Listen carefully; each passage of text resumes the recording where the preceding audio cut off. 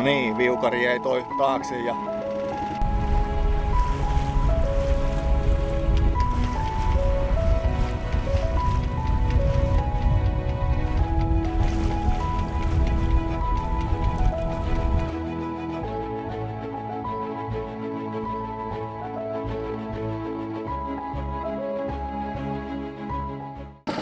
en tiedä miten käy. Ukkosrintamia kummallakin puolella minua. Katsotaan kohta, olenko minä kokenut seilori, tyhmän rohkea vai täydellinen noviisi.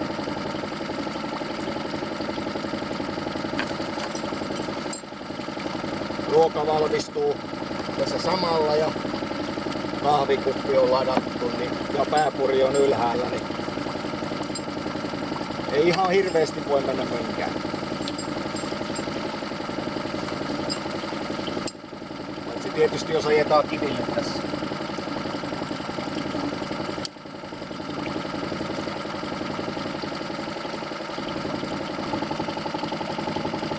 Ajellaan suurin piirtein samaa reittiä kuin tullessa, niin ei voi mennä mahdottomasti mönkään.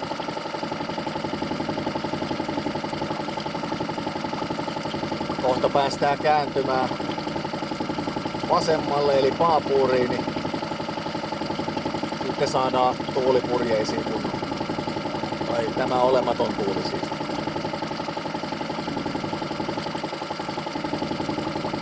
Kahvi oli noin hyvä.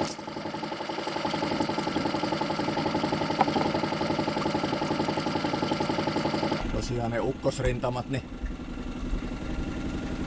tästä näin kun lähdetään kattelemaan, niin tällaisia hyviä kumpupilviä näkyy. Takanakin tommonen.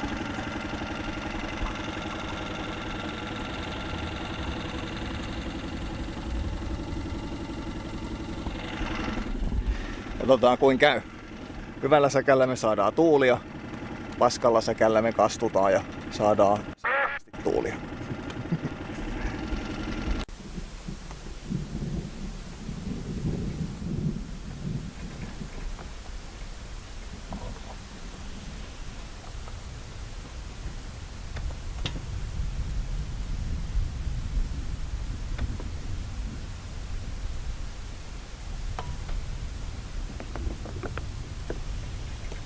Kokon selän yli meni tommonen sadealue, tai menee.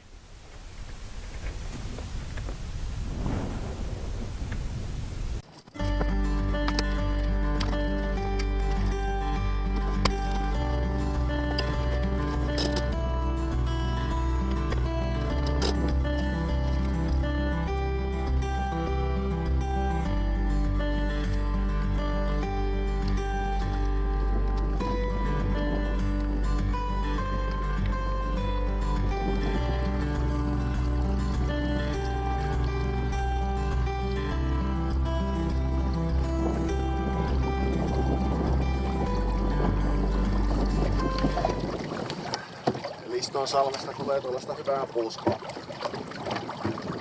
Niin päästään vähän eteenpäin.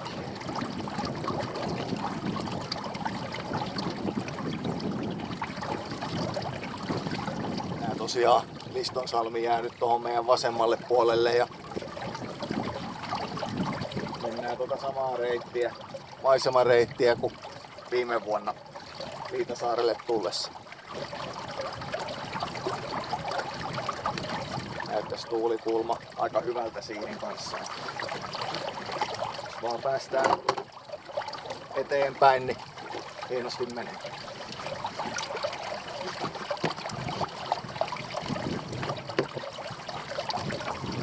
Nyt mennään 3 solmua.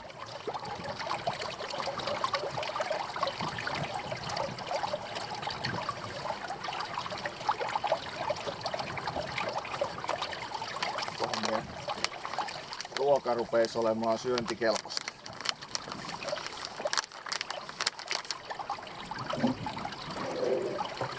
Lisätään sinne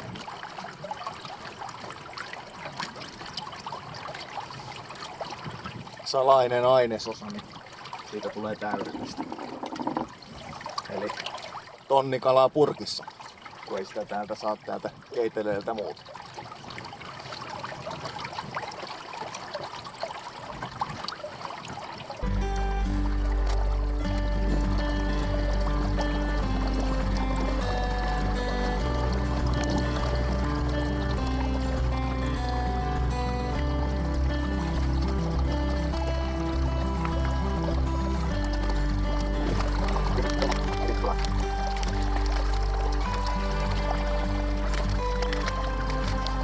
Järviolosuhteissa kun purjehditaan, niin taas kävi sellainen perinteinen, että mentiin hyvällä luovilla länsituulta ja ei nyt ihan länsituultakaan, mutta melkein. Ja sitten se heitti yhtäkkiä tuulen tonne luoteeseen. Lounaistuulella mentiin ja luoteeseen heitti tuuleen ja nyt se taas empii vähän, että mistähän se haluaisi tulla. Toi ukkosrintama, mikä tuossa meidän oikealla puolella on, niin saattaa vaikuttaa hyvinkin paljon asiaan. Katsellaan, vielä päästään ainakin oikeaan suuntaan.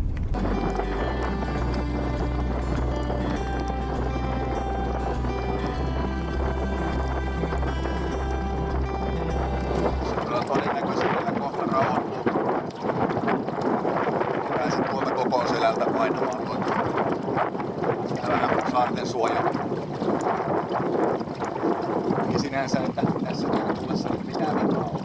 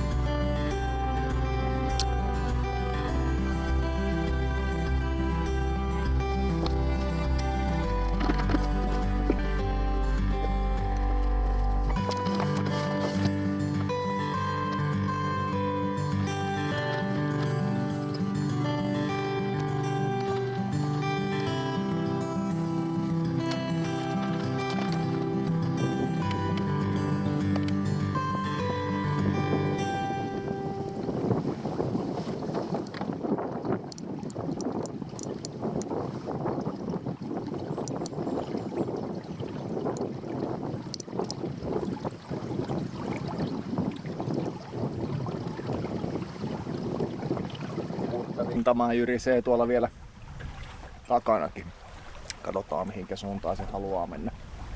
Toivotaan, että se tulee samoja reittejä kuin edellinenkin. Tuolla vielä jyrisee se, mikä meni tosta kokonsa läpi.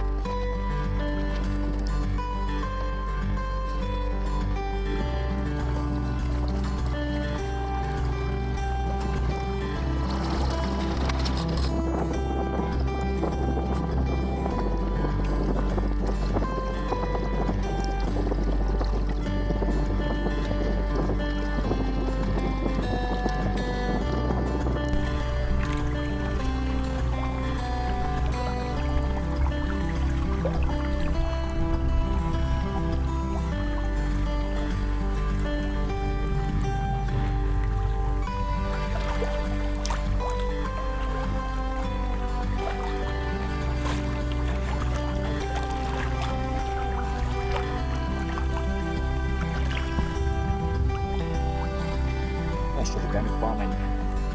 Hienosti päästään täältä maisemareittiä vähän pitemmästi. mikähän mahtoi se selkä olla. Äkkiseltään muista mikä se oli se selkä, mihinkä tästä tullaan, mutta siihen samaan kapeikkoon loppupeleissä päädytään, mistä tultiinkin.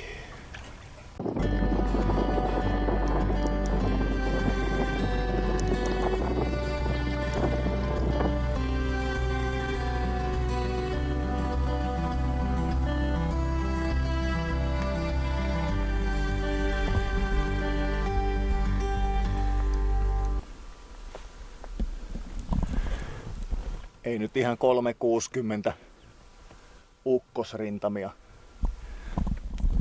Tuolla näkyy vapaa-aukko, mutta aika lailla muuten ukkosrintamien ympäröimänä.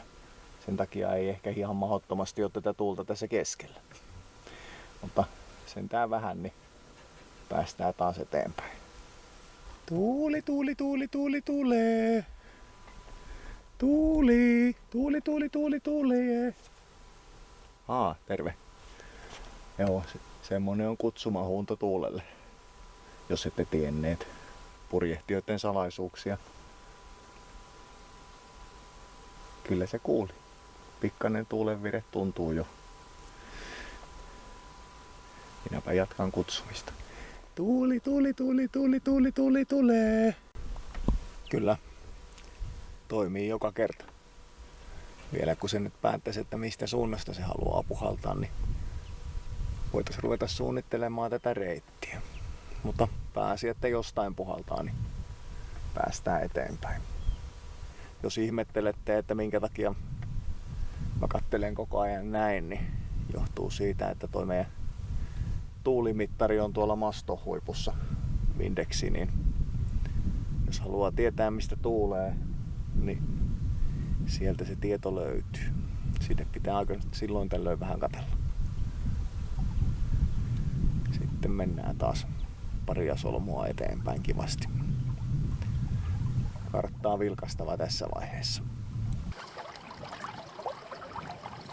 Katsotaanpa kuinka pahasti sitä kastutaan kohta. Loputtomiinhan ei tietystikään voi noita sadealueita välttääkään.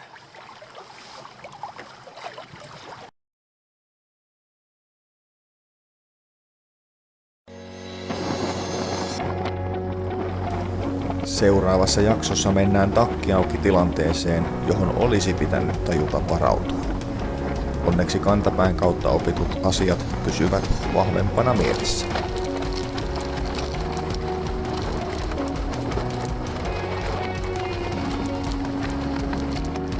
Täytyy kyllä sanoa tähän väliin, että ehkä mä liioittelin sen tuulen kutsumisen kanssa, että varovaisuutta sen kutsuhuudon ja kutsulaulun kanssa, että ei passaa ihan tosta noin vaan luritella.